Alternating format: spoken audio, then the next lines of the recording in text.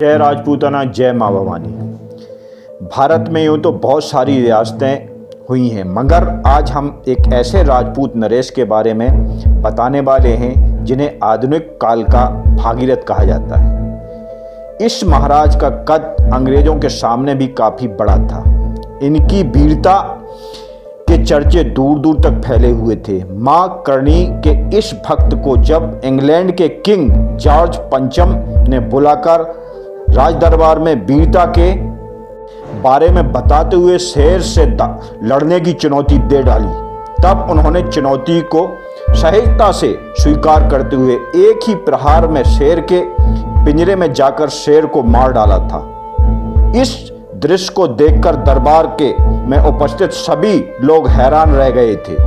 हम बात कर रहे हैं राजस्थान के बीकानेर रियासत के राजपूत नरेश महाराज गंगा सिंह के बारे में। आइए जानते हैं महाराजा गंगा सिंह के बारे में। गंगा सिंह जी का पूरा जीवन परिचय आप यहाँ से आसानी से महाराजा गंगा सिंह जान सकते हैं। गंगा सिंह का जन्म 13 अक्टूबर 1880 को बीकानेर में हुआ था। गंगा सिंह जी का 1888 से 1943 तक बीकानेर रियासत के महाराजा किंग ऑफ बीकानेर थे। उन्हें सब आधुनिक सुधारवादी भविष्य दर्शक के रूप में याद करते हैं। पहले विश्व युद्ध के दौरान ब्रिटिश इंपीरियल बार कैबिनेट के अकेले गैर अंग्रेज सदस्य रहे। गंगा सिंह जी महाराज लाल सिंह की तीसरी संतान थे। गंगा सिंह जी डूंगर सिंह के छोटे भाई थे, जो बड़े भाई की मृत्यु के बाद 16 दिसंबर 1887 को बीकानेर के राजा बने। महाराजा गंगा सिंह की शिक्षा। महाराजा गंगा सिंह की प्रारंभिक शिक्षा घर से ही शुरू हुई। बाकी की शिक्षा अजमेर में मेयो कॉलेज में 1889 से लेकर 1894 के बीच हुई। ठाकुर लाल सिंह के मार्गदर्शन में 1895 से 1898 के बीच इन्हें प्राथमिक प्रशिक्षण मिला। 1898 में गंगा सिंह फौजी प्रशिक्षण प्राप्त करने के लिए देवरी रेजिमेंट भेजे गए, जो तब लेफ्टिनेंट कर्नल बेल के अधीन देश की सर्वोच्च मिलिट्री प्रशिक्षण रेजिमेंट मानी जाती थी। अब गंगा सिंह की पर्सनल लाइफ के बारे में बात करते हैं। महाराजा गंगा सिंह का निजी जीवन सुखमय रहा। गंगा सिंह जी की छोटी सी उम्र में राजगद्दी मिल गई थी। उनके 2 विवाह हुए थे। पहला विवाह प्रतापगढ़ राज्य की सुपुत्री बल्लभ कुंवरी से 1897 में और दूसरा विवाह बीकानेर की राजकन्या भाटियानी जी से हुआ, जिसमें उनके 2 पुत्रियां और 4 पुत्र हुए। मध्य युग में सत्ता का केंद्र रहे बीकानेर राज्य की स्थापना 1488 ईस्वी में मारवाड़ के राव बिका ने की। यही कारण है कि भारत की सिंध से लगी पश्चिमी सीमा को राजनीतिक एवं सैन्य दृष्टि से मजबूती मिली। राव बिका जी का विवाह पूगल के राव शेखा की पुत्री से हुआ। राव बिका जी ने कई जनहित के कार्य करवाए। अंत में 1504 में मृत्यु के पश्चात राव नारायण सिंह ने शासन संभाला। राव जैतसी ने 1526 से 1542 तक, एक राव कल्याण मल ने 1542 से 1574 तक राज्य संभाला। इसके बाद मुगलों के राज्य में कल्याणमल ने पुत्र राजा राय सिंह ने मुगलों की अधीनता स्वीकार कर ली। आगे की पीढ़ी में महाराजा लाल सिंह की मृत्यु के बाद उनका बेटा महाराज सरदार सिंह राजगद्दी पर बैठा। उनकी कोई संतान नहीं थी। मृत्यु के बाद महाराजा डूंगर सिंह ने राज्यकार संभाला। 1887 में उनकी मृत्यु के बाद उनके छोटे भाई गंगा सिंह को अल्प आयु में महाराजा नियुक्त किया। महाराजा गंगा सिंह के कार्यकाल में बीकानेर में विकास की गंगा बही थी।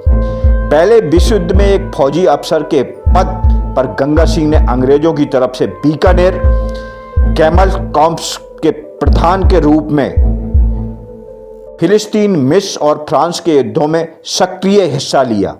1902 में ये प्रिंस ऑफ वेल्स के और 1910 में किंग ऑफ जॉर्ज पंचम के एडीजीसी भी रहे। महायुद्ध समाप्ति के बाद अपनी बीकानेर रियासत में लौटकर उन्होंने प्रशासनिक सुधारों और विकास की गंगा बहाने के लिए जो कार्य किए वे किसी भी लिहाज से साधारण नहीं थे। 1913 में उन्होंने जन प्रतिनिधि तथा सभा का गठन किया। 1922 में एक मुख्य न्यायाधीश के अधीन अन्य 2 न्यायाधीश का एक उच्च न्यायालय स्थापित किया और बीकानेर को न्यायिक सेवा के क्षेत्र में अपनी ऐसी पहल से देश का पहली रियासत बनाया।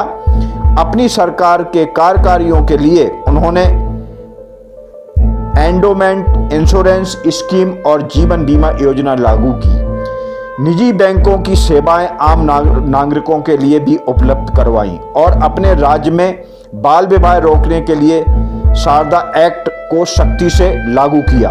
1917 में एक central recruitment of board of India के सदस्य नामांकित हुए और इसी वर्ष उन्होंने इंपीरियल बार कॉन्फ्रेंस में 1919 में पेरिस शांति सम्मेलन में और इंपीरियल बार कैबिनेट में भारत का प्रतिनिधित्व किया। 1920 में 1926 के बीच Ganga Singh Indian chamber of princes के चांसलर बनाए गए। इस बीच 1924 में लीग ऑफ नेशंस के 5वें अधिवेशन में भी इन्होंने भारतीय प्रतिनिधित्व की हैसियत से हिस्सा लिया। शांति समझौते में बीकानेर के महाराजा गंगा सिंह को बुलाया गया था। उन्होंने देशी राज्यों के मुखिया के रूप में सम्मेलन हिस्सा लिया। वर्ष 1921 में केंद्र मंडल का गठन इन्हीं की बदौलत किया गया था। बाद में गंगा सिंह को इसका अध्यक्ष चुना गया। गंगा सिंह देशी राज्य के जनहितों में पक्षधर थे तथा वे अंग्रेजों के साथ मिलकर महत्वपूर्ण जनहित कार्य किए, जैसे गंगा नहर का लाना, जिसके कारण उन्हें कलयुग का भागीरथ भी कहते हैं। उनकी रियासत उस काल की सबसे संपन्न रियासत थी। वे श्री भारत धर्म महामंडल और बनारस हिंदू विश्वविद्यालय के संरक्षक, royal colonial institute of east India association के उपाध्यक्ष, Indian army temperance association Bombay, natural history society London की Indian society, Indian gymkhana Mayo college Ajmer की general counselling, Indian society of orient art जैसी संस्थाओं के सदस्य रहे। इंडियन रेस कॉन्फ्रेंस के पहले सदस्य रहे। महाराजा गंगा सिंह एक महान वीर योद्धा थे। उन्होंने गंग फौज का गठन किया। उनकी फौज की वीरता प्रथम विश्व युद्ध में गूंज उठी थी, जिससे उनका कद बहुत बड़ा हो गया था। इतना कि नहीं, आज़ादी के बाद कश्मीर में भारत पाकिस्तान युद्ध में भी गंग फौज ने पाकिस्तान सेना से जमकर लोहा लिया था। 1880 से 1943 तक इन्हें 14 से भी ज़्यादा कई महत्वपूर्ण सैन्य सम्मानों से नवाजा गया।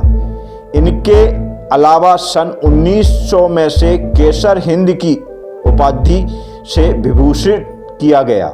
1918 में इन्हें पहली बार 19 तोपों की सलामी दी गई। वही 1921 में 2 साल बाद इन्हें अंग्रेजी शासन द्वारा स्थायी तौर पर 19 तोपों की सलामी योग्य शासन माना गया। ऐसे कई राजपूत राजाओं ने अपनी रियासत देश को दान दे दी थी। इसके बाद भी आज आपने देश में नेहरू, गांधी के अलावा किसी और राजा का नाम सुना है? किसी की महानता बताई गई है? कमेंट बॉक्स में जवाब दीजिए। जय मां भवानी, जय राजपूताना। धन्यवाद।